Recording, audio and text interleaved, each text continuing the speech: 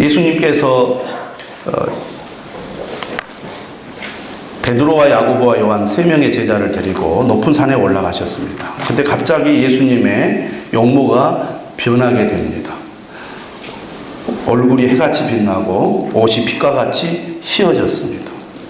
그 변화된 모습을 보고 제자들이 놀라게 되죠. 또 한 가지 놀라게 된 사건이 있었는데 바로 예수님께서 모세와 엘리야와 함께 더불어 대화하는 모습을 이 제자들이 목격했다는 것입니다.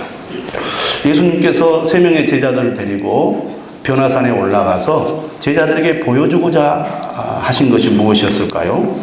모세는 율법을 대표하는 사람이고 엘리야는 구약의 선지자를 대표하는 사람입니다.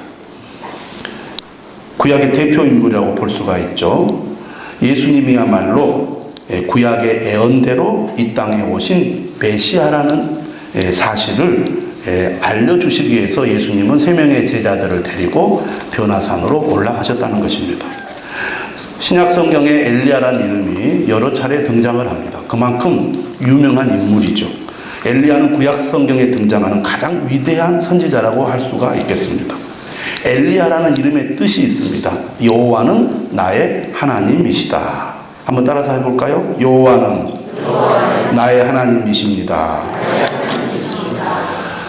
북이스라엘은 남유다와 달리 왕들이 자주 바뀌었습니다. 남유다의 아사 왕이 통치하고 있는 동안에 북이스라엘은 6명의 왕이 바뀌게 됩니다. 북이스라엘의 7번째 왕이 아합 왕인데 이스라엘의 모든 왕들보다 더 악한 왕이었습니다.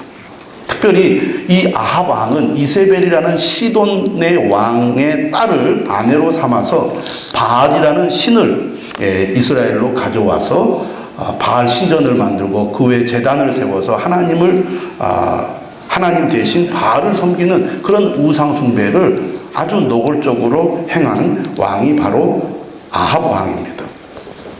성경에 어떻게 기록되어 있느냐면 이전에 이스라엘 모든 왕보다 심히 하나님 여호와를 노하시게 했다, 이렇게 기록될 정도로 아합 왕은 악한 왕이고 그 당시에 하나님을 믿는다는 것은 매우 어려운 일이었다, 이렇게 볼 수가 있습니다. 우상 숭배가 매우 성행한 시대가 아합 왕의 시대인데 이때 하나님께서는 이사야를 들어서 하나님의 뜻을 전달하고 하나님의 명령을 수행하게 하셨다는 것입니다.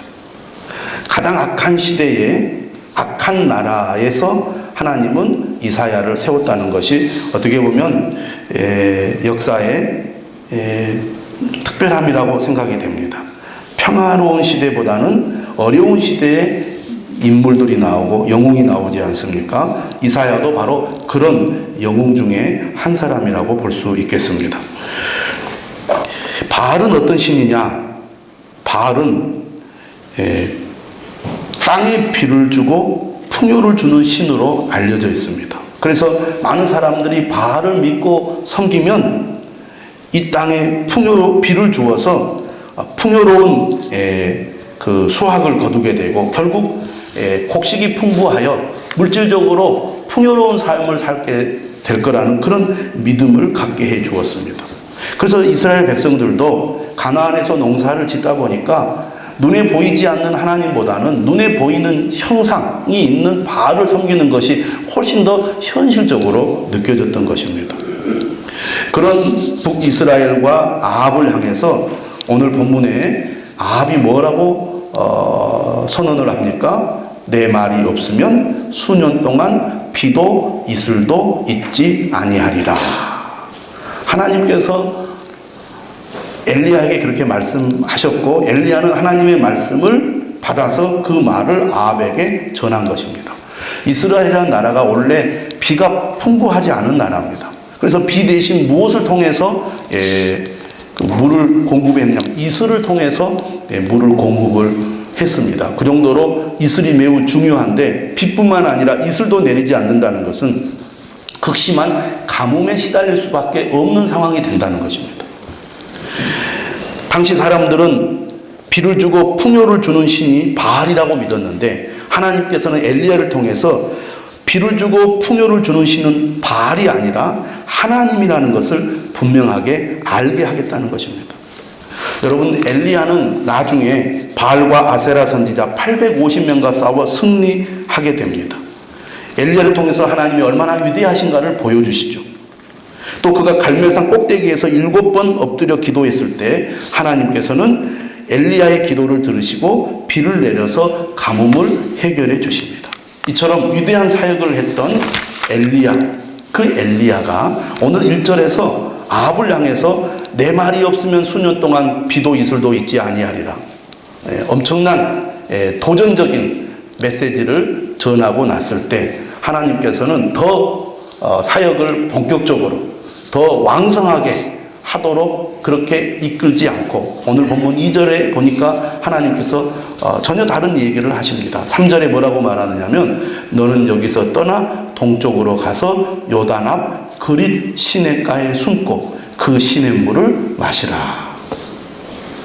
하나님께서 엘리야를 부르시고 사역을 시켰을 때 그 사역을 계속해서 이어가게 하지 않고 사역을 중단을 시키고 오히려 숨어 있으라고 하나님께서 명령을 내렸다는 것입니다.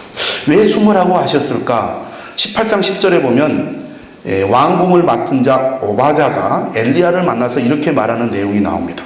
아합 왕이 사람을 보내어 엘리야 당신을 찾지 않는 족속이나 나라가 없었다. 그러니까 아합 왕에게 하나님의 말씀을 선포했을 때 엘리야는 이스라엘의 가장 큰 대적이 되어서 쫓기는 신세가 된 겁니다.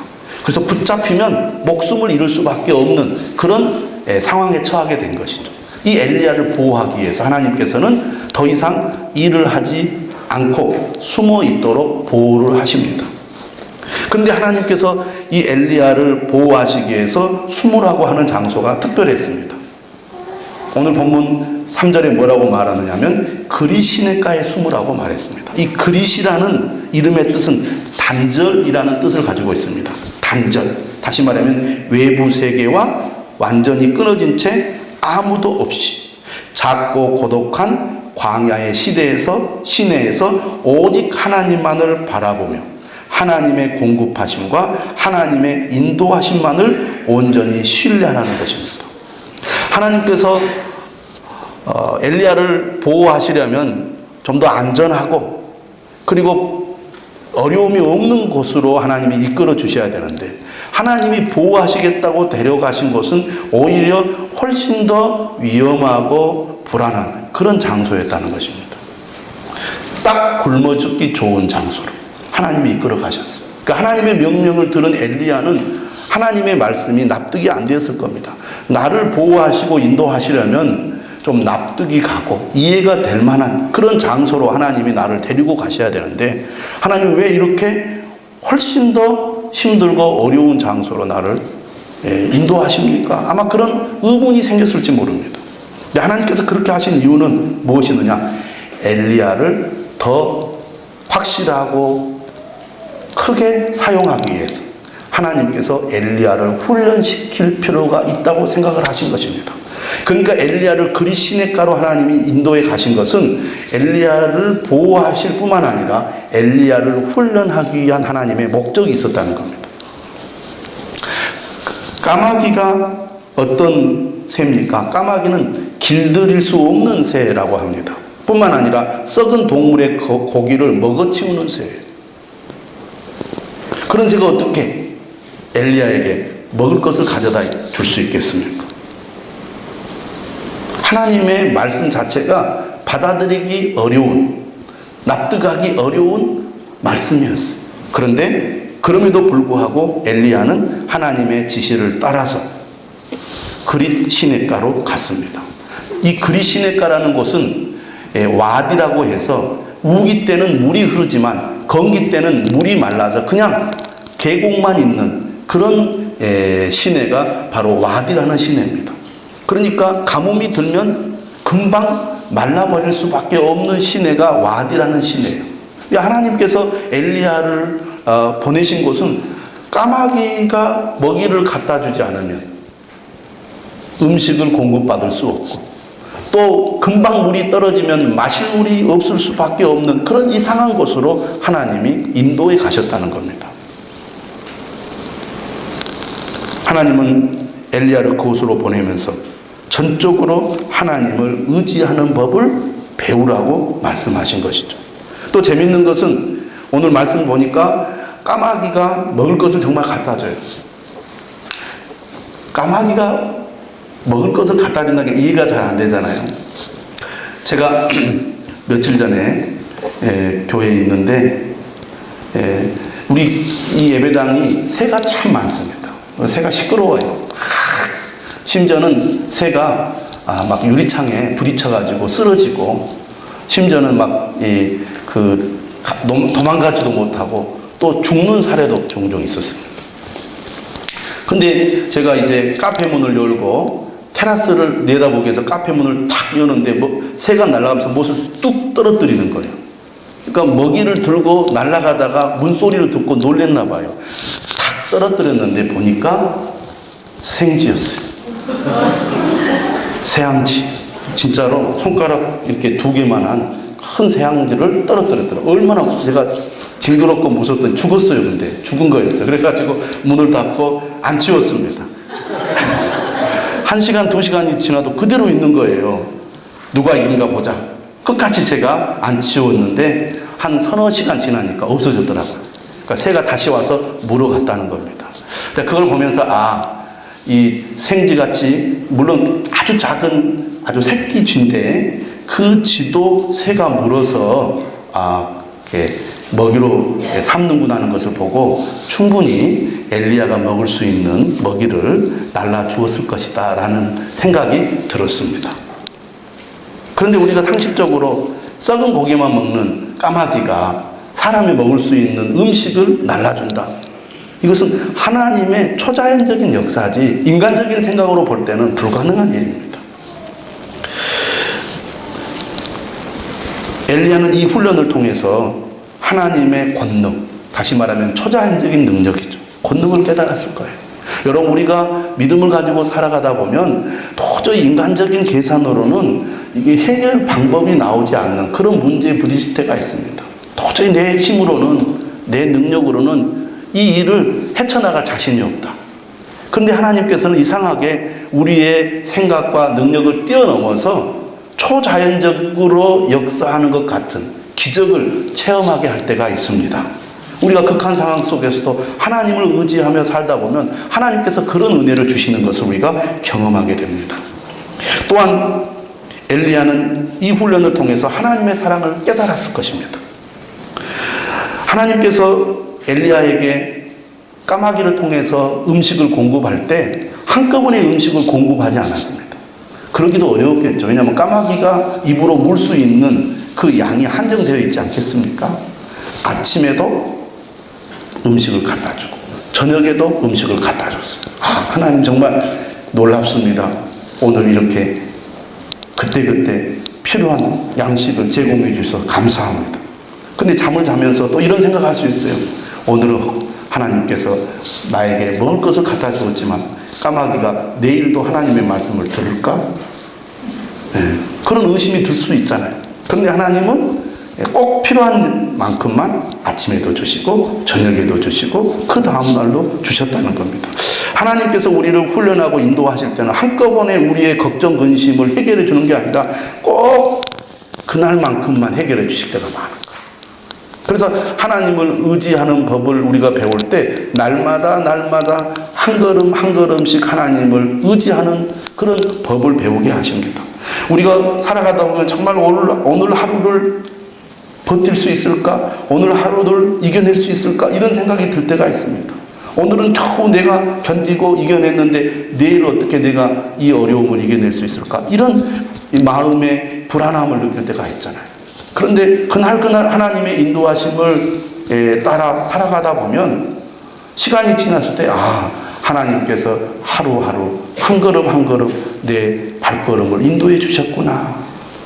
지나고 나니까 이 모든 것이 하나님의 은혜구나. 이렇게 우리가 깨닫게 될 때가 참 많이 있습니다. 하나님께서는 사람을 사용하실 때 그냥 사용하지 않고 훈련의 과정을 통해서 사람들을 사용하신다는 겁니다. 여러분, 우리가 어떤 분야에서든지 쓰임받는 존재, 필요한 존재가 되려면 그냥 될 수가 없습니다. 반드시 훈련의 과정을 거쳐야 됩니다. 그래서 우리가 자녀들을 교육시키는 것이고, 직장에 들어가도 금방 우리가 어떤 임무를 안수할 수 있습니까? 감당할 수 있습니까? 훈련을 통해서 임무를 수행할 수 있는 사람이 되게 만든 다음에 일을 시키지 않습니까? 신앙적으로도 마찬가지입니다. 하나님께서는 우리를 훈련하실 때가 있습니다. 잘 되게 하시려고, 하나님께 필요한 사람으로 사용하기 위해서 하나님께서 훈련을 시키시는데, 그 훈련이 때로는 이해하기 어렵고 답답해 보일 때가 있습니다. 하나님, 이해가 안 됩니다. 왜 이렇게 하십니까? 꼭 이렇게만 하셔야 됩니까? 훈련이라는 것이 그렇게 기분 좋은 것이 아닙니다. 즐거운 마음으로 할 수 있는 게 아닙니다. 그러나 그 훈련을 끝까지 잘 마칠 때 적합한 사람으로 쓰임받는 존재로 만들어진다는 것을 우리가 기억할 필요가 있습니다. 그러므로 우리가 살아가면서 때로는 이해할 수 없는 어려움을 겪을 때 하나님께서 나를 더 하나님께 쓰임받는 사람으로 만들기 위해서 훈련하고 계시구나라고 우리가 생각한다면, 이해하기 어렵고 답답해 보일지라도 그 훈련을 잘 이겨낼 수 있으리라 믿습니다. 하나님께서 초자연적인 방법으로, 그리고 아합의 그 살벌한 그 추격 속에서 엘리야는 보호를 받습니다. 하나님으로부터. 그리고 아무것도 없는 그 단절된 상황 속에서 하나님만을 전적으로 의지함으로 하나님의 보호하심을 엘리야는 경험합니다. 이 엘리야의 훈련을 통해서 우리가 무엇을 깨닫게 됩니까? 하나님의 백성은 무엇보다도 하나님의 말씀대로 살아야 한다는 것입니다. 먹고 살기 위해서 하나님의 말씀을 지키기를 주저하거나 하나님의 말씀을 어기며 사는 것은 결코 생명의 길이 아니라는 것입니다. 만약 엘리야가 자기의 지혜와 힘으로 자신을 보호하려고 했다면 아합에게 일찍 들켜서 죽임을 당했을 것입니다. 그러나 하나님만을 전적으로 의지했더니 하나님께서 하나님의 방법으로 엘리야를 보호해 주신 것이죠. 사랑하는 여러분, 물질적인 복보다 더 중요한 것은 하나님의 말씀대로 사는 것입니다.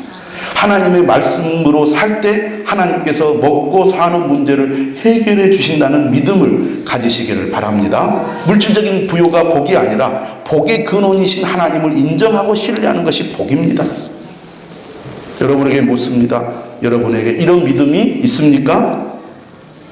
있습니까? 네, 강요하는 것 같아요. 그러나 하나님께서는 우리에게 이런 훈련을 통해서 순종하는 사람, 믿음의 사람을 만들어 가시는 거예요. 자, 엘리야를 보면 하나님께서 엘리야가 큰 일을 시작하기 전에 훈련을 시키는데, 훈련을 한 번만 시킨 게 아니라 우리가 17장, 17장 말씀을 통해서 하나님께서 엘리야를 3번에 걸쳐서 훈련을 시키는 것을 보게 됩니다. 두 번째 훈련이 뭐냐면 사르밧 과부에게로 가라는 하나님의 명령이었습니다.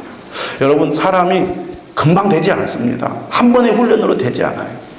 양육 한 번 받는다고 여러분 우리의 믿음이 굳게 세워지는 거 아닙니다. 그래서 반복된 훈련이 필요하다는 것을 저는 많이 느낍니다.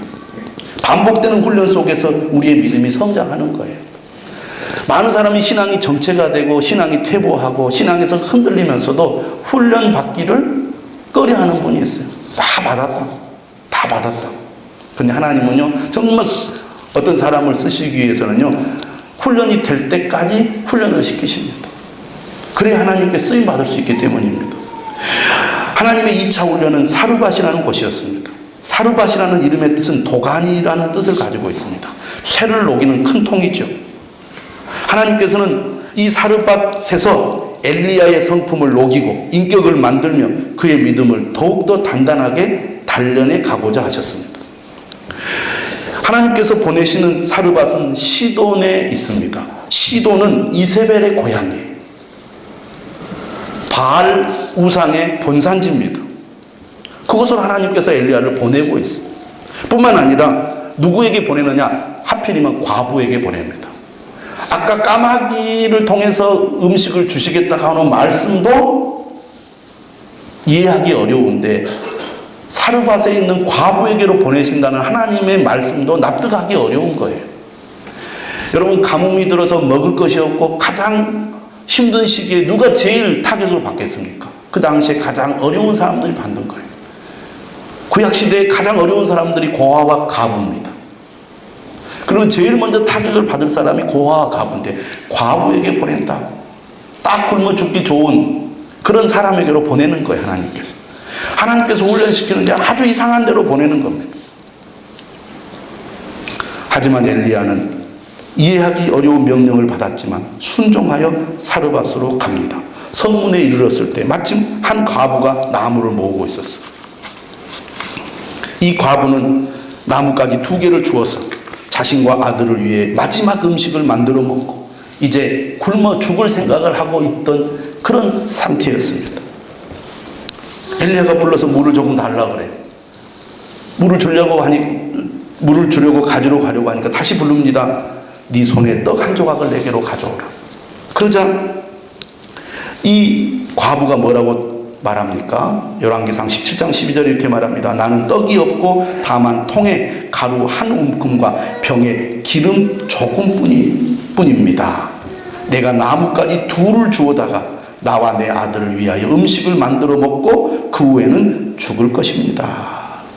나뭇가지가 2개뿐이라는 것은 음식의 양이 매우 적다는 것입니다. 이런 형편인데도 당신이 나에게 음식을 얻어먹겠느냐는 의미가 담겨져 있습니다. 다시 말하면 간접적으로 엘리야의 요청을 거절하는 것입니다.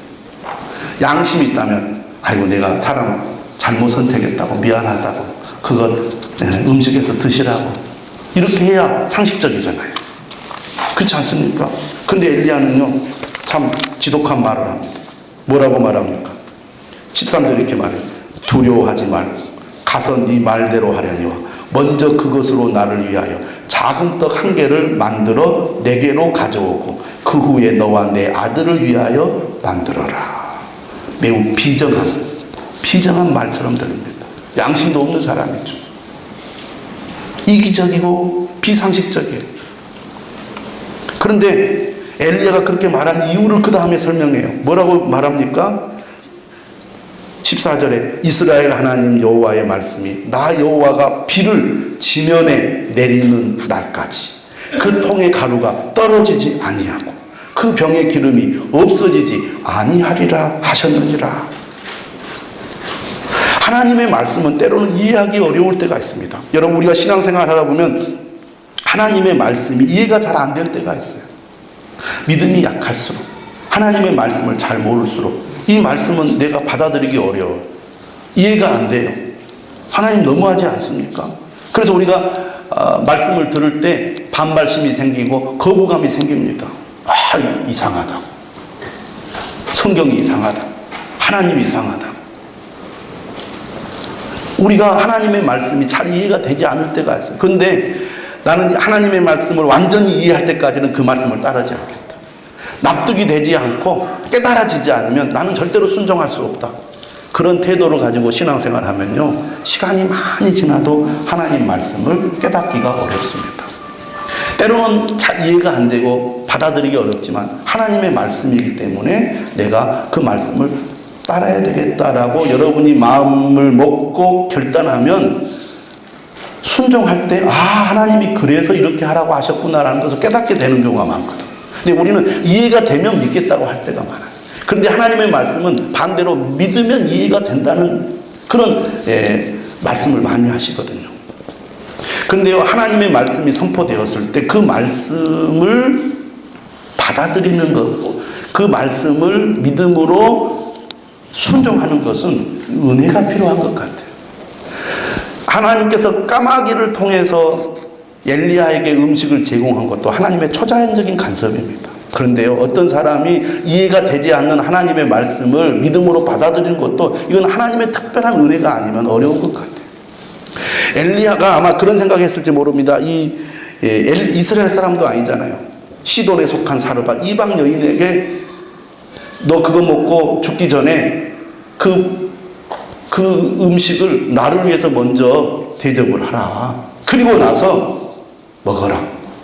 이해하기 어려운 말이지만 엘리야의 말이 사람의 말이 아니라 하나님의 말씀으로 들리게 된 것은 하나님의 특별한 은혜인 거예요. 그 말씀을 딱 믿음으로 붙잡았어요, 이 여인이.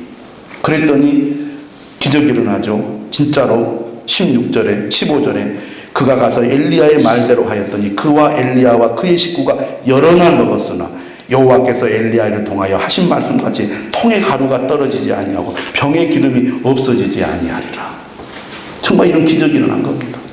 여러분, 목회자가 목회를 하면서 하나님의 말씀을 전할 때 주저할 때가 있습니다. 혹시 이 말을 전하면 오해하지 않을까? 시험에 들지 않을까? 혹시 하나님의 말씀을 받아들이지 못하고 괜히 거부하지 않을까 하는 두려움이 있어서 하나님의 말씀에도 불구하고 조심스러울 때가 있습니다. 아마 엘리야도 그런 생각을 했을 거예요. 그런데 엘리야가 담대하게 하나님의 말씀을 선포했을 때 이 사르밧 과부가 그 말씀을 딱 붙잡았거든요. 그리고 그 말씀대로 순종했어요. 하나님은 이상하게도 하나님의 말씀이 선포되었을 때요, 믿을 것 같은 사람은 안 믿고요, 안 믿을 것 같은 사람이 딱 믿는 그런 역사를 일으킬 때가 있습니다. 그런데 어떤 사람이 하나님의 은혜를 체험하고 순종하게 되느냐? 그 말씀을 믿음으로 붙잡고 순종하는 사람이 하나님의 기적을 체험하고 그런 사람들이 믿음이 확 열리고 성장하거든요. 근데 우리가 하나님의 말씀을 때 늘 마음에 이렇게 거부감이 있습니다. 아, 이건 아니야. 이건 이해가 안 돼. 이건 너무 부당해. 근데 몰라. 하나님께서 뜻이 있을 거야. 한번 그 말씀대로 내가 해봐야지 하고 딱 붙잡으면요, 믿음이 약한 사람이 순종할 때 믿음이 확 성장을 하는 거죠. 그래서 이 사르밧 과부의 마음에 믿음의 문이 확 열린 겁니다. 그런데 엘리야도 여기서 믿음이 성장을 한 거죠. 아, 두렵지만 걱정이 되었지만 순종하여 하나님의 말씀을 선포했더니 하나님께서 역사하셔서 믿을 것 같지 않은 사람의 마음을 열어 믿게 하시는구나. 할렐루야. 목회자가 언제 하나님의 은혜를 체험하고 목회자의 믿음도 성장하느냐면 믿음이 연약한 성도가 하나님의 말씀을 듣고 깨달아 그 말씀에 순종하는 것을 보고 목회자도 성장을 하게 되는 거예요. 할렐루야. 그래서 목회자를 통해서 성도들의 믿음이 성장하지만 성도들을 통해서 목회자의 믿음도 성장하는 거예요. 그릇이 커져가는 것이죠. 아, 하나님의 역사는 정말 특별하구나. 우리 인간의 합리적인 사고와 생각을 뛰어넘어서 하나님이 역사하시는구나 하는 것을 우리가 경험하게 된다는 것입니다. 순종했더니 하나님께서 그런 은혜를 체험하게 한 겁니다. 그래서 엘리야가 얼마나 정말 뿌듯했겠어요. 야, 하나님은 위대하시구나. 나를 통해서 저 죽어갈 수밖에 없는 과부를 살리시는구나. 그리고 계속 그 통에 가루가 그리고 병의 기름이 떨어지지 않게 하시는구나. 이런 놀라운 은혜를 체험했으니 저 여인은 진짜 믿음의 사람으로 하나님을 잘 섬기게 되겠구나라고 기대를 했을 거예요. 그런데 뜻밖의 사건이 일어납니다. 과부의 아들이 죽고 만 거예요. 근데 세 번째 우연입니다. 그러자요, 하나님의 은혜를 체험했던 이 과부가요, 돌변을 합니다. 당신이 여기 와가지고 우리 아들이 죽었다. 부당한 대우를 받게 되는 거예요. 얼마나 엘리야가 답답했겠어요. 하나님의 은혜를 체험하고 지금 기가 살아가지고 할렐루야, 역시 하나님은 위대하셔, 드디어 나를 쓰시는구나 막 그랬는데 그냥 또 다른 사건이 일어나가지고 엘리야의 길을 팍 꺾어버린 거예요. 또 이 사르밧 과부도 역시 믿음이 성장하려다가 흔들려서 넘어져 버린 것입니다. 너무 큰 체험을 했기 때문에. 그래가지고 막 엘리야를 원망할 때 엘리야가 어떻게 합니까? 그 아이를 달라 그래요. 그래서 다락에 있는 침상에 누이고 하나님께 부르짖어 기도합니다. 20절에 이렇게 되어 있어요. 내 하나님 여호와여, 주께서 또 내가 우거하는 집 과부에게 재앙을 내리사 그 아들이 죽게 하셨나이까. 간절히 기도하면서 아이 위에 몸을 3번 펴서 엎드립니다. 그리고 또 부르짖어요. 내 하나님 여호와여, 원하건대 이 아이의 혼으로 그의 몸에 돌아오게 하옵소서. 이렇게 간절히 기도했더니 어떤 일이 일어납니까? 하나님께서 이 엘리야의 기도를 들으시고 그 아이의 혼이 몸으로 돌아오고 살아나게 해 주신 것입니다. 여러분, 하나님의 은혜를 체험했는데 더 큰 충격적인 경험을 하면요, 그 받은 은혜를 다 잃어버리면서 믿음이 완전히 곤두박질 치는 그런 경우들이 많이 있습니다.